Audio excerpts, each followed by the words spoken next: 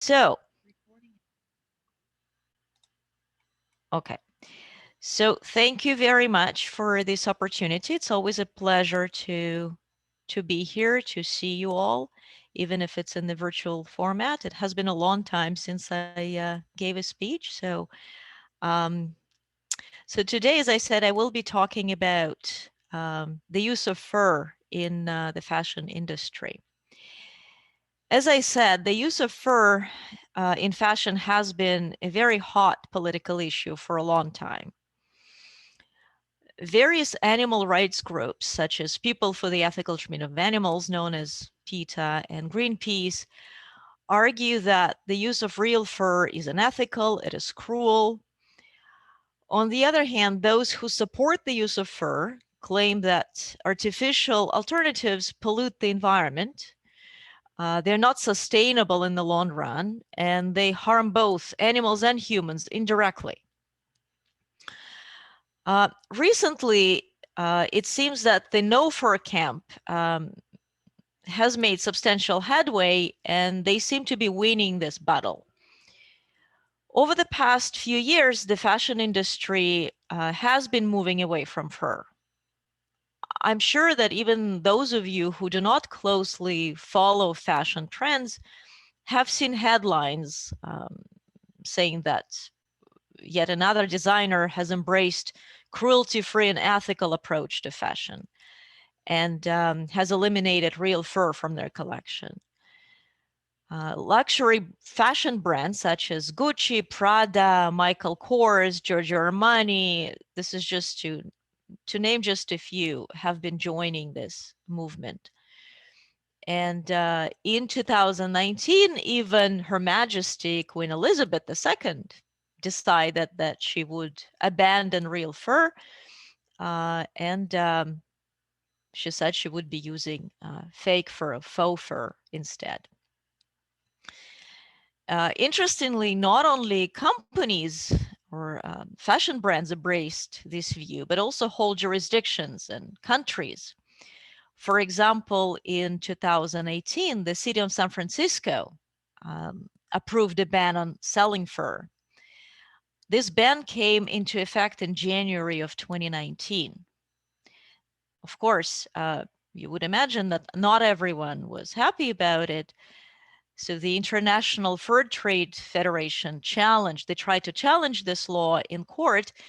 They argue that it is unconstitutional. So that the challenge came in January of 2020, but already in July of 2020, the court for the Northern District of California dismissed the challenge.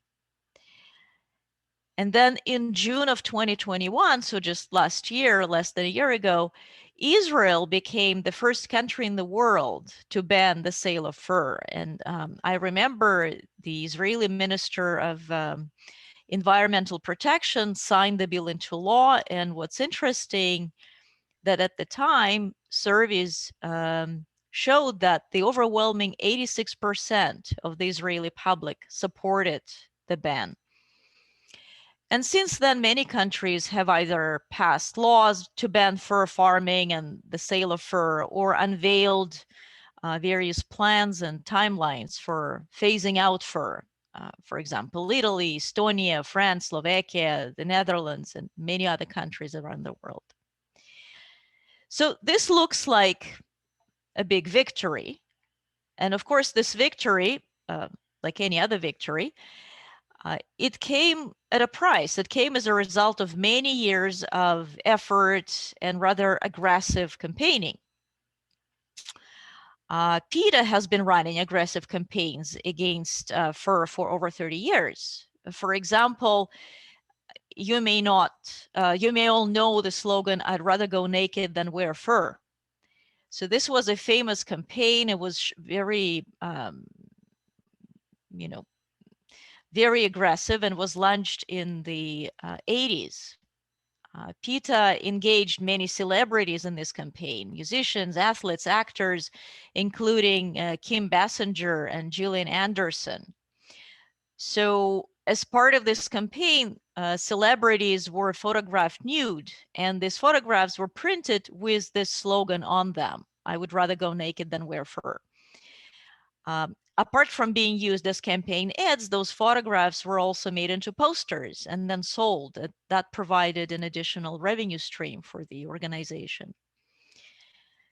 PETA wrapped up the campaign about 2 years ago. They said that with the growing number of labels, designers, retailers who were distancing themselves from fur, this campaign is no longer necessary. There was also, I would say, an even more aggressive, I would say, bordering on offensive slogan that was used by Greenpeace. It was also in the 80s. It takes up to 40 dumb animals to make a fur coat, but only one to wear it. And if you go on YouTube and if you search for this phrase on YouTube, you can still find a video. It's a little bit over 1 minute, and it's a very disturbing and I think many people would find it offensive at the time, and now too. Now I'd like to switch gears a little bit and give you kind of a bit of a personal perspective on that. As some of you may know, I'm a vegetarian. I don't eat meat, and I try to consume minimal amounts of dairy. So you probably understand whose side I am on. I do my best not to buy leather, and of course I would never ever wear fur because there's just no excuse. Where I live, there is no weather ever that would warrant wearing a fur coat. So our temperature hardly ever goes below 20 degrees Celsius, so there's absolutely no need for fur. So of course I personally applaud those changes, but there is one issue about transitioning to artificial fur that cannot be ignored. Namely its environmental impact. So that's what I will be talking about for the rest of my speech. So intuitively, from the environmental perspective, real fur should be a more sound choice. After all, it's a natural substance. People have been using it for thousands of years. At the time when there were no toxic chemicals, people would need no facilities to recycle it, etc. And also there was no mass production. So at the end of its life cycle, fur would just disintegrate naturally without causing any harm to the environment. Fake fur, on the other hand, does not seem to be environmentally friendly. So fake or faux fur is essentially made from plastic. More specifically, it is made from MODacrylics and acrylic polymers, which are mainly derived from petroleum. And since it is made from petroleum-based products, fake fur cannot be sustainable. And as we know, plastic is not biodegradable. It means that fake fur actually harms the environment and the animals by polluting our soil and our water. So from the environmental standpoint, real fur seems to be preferable to artificial alternatives. However, things are not that simple anymore. It is true that our ancestors used to make their own fur garments to keep themselves warm or to use in religious ceremonies for religious purposes. But one should keep in mind that the situation has changed dramatically. And nowadays, fur coats and other products, fur products, are mass produced. Raw materials and end products need to be stored, packaged, transported, often long distances. And once a fur coat is purchased, it needs to be looked after. For example, it needs to be dry cleaned or safely stored during hot months when you don't need it, which can be very dry or very humid, depending where you live. So how fur is handled throughout the manufacturing process and later by those who wear it has changed dramatically. And in particular, it is no longer as natural as people would want to believe. For example, according to a European animal protection lobby group called Eurogroup for Animals, the production of 1 kilogram of mink fur, which is, by the way, approximately 11 animals, equals an emission factor of about 110 kilograms of CO2.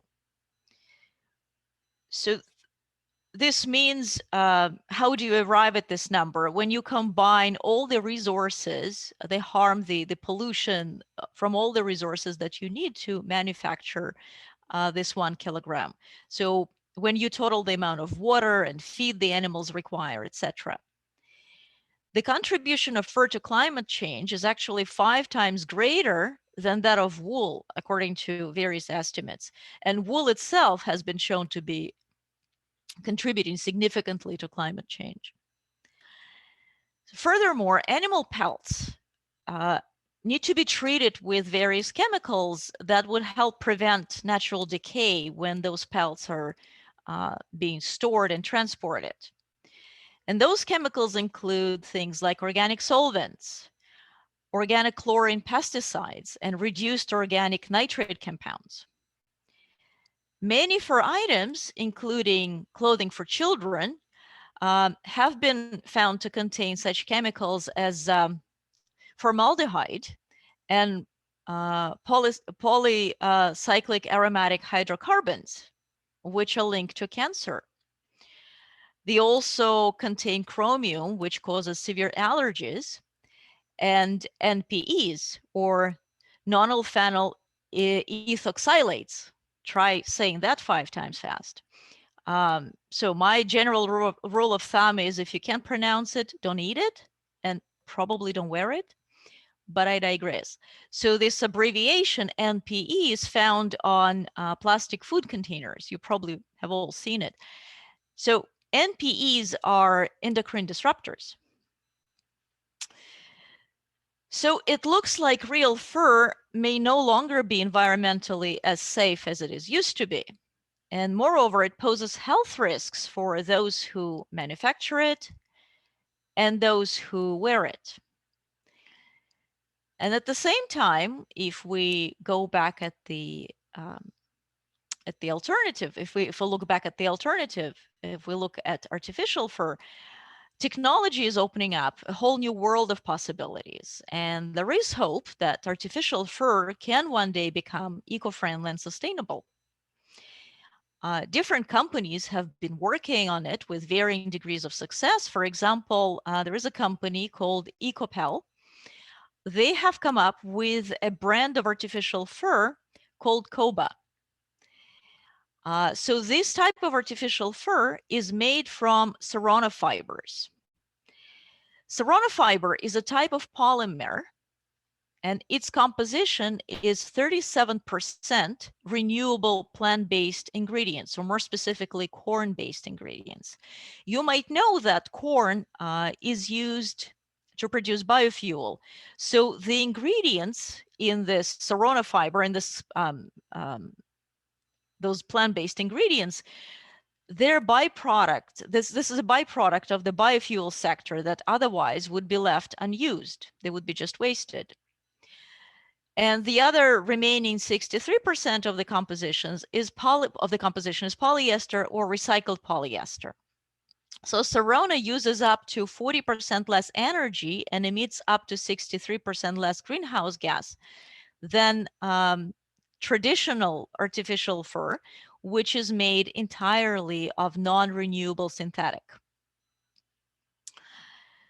So it looks like in the long run, artificial fur may become the safe and ethical alternative to real fur, to the real thing.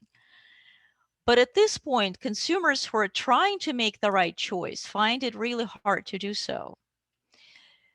With the political fight being far from over, it is very difficult to find impartial sources that would not have an agenda and would provide complete and reliable information in a way that would not be emotionally charged and would not sound or read like propaganda. So here are some of my recommendations for the time being until the artificial alternative is guaranteed to be both cruelty-free and environmentally sustainable. Don't buy more than you need, and that goes for anything, not just coats. Research the brand. Make sure that they stand by their product, that they're transparent about their materials and their manufacturing process. Read reviews. If you absolutely want to own a real fur garment, consider buying secondhand items. Wear the same item for several seasons to prevent waste. And remember that each of us has to strike this delicate balance between our deep held values and reality. And that includes people who do not necessarily share our values and our views. And most of the time, this is not easy. So try to be compassionate. I have a set of personal guiding principles in trying to find this balance that I would like to share with you. Don't preach to others. Don't try to save the world in an instant by setting unrealistic goals. Instead, be honest with yourself. Concentrate on your own actions. Try to be mindful of your own actions. Do what you realistically can, but at any given moment. So I find these principles helpful, and maybe some of you would find them useful too. Thank you.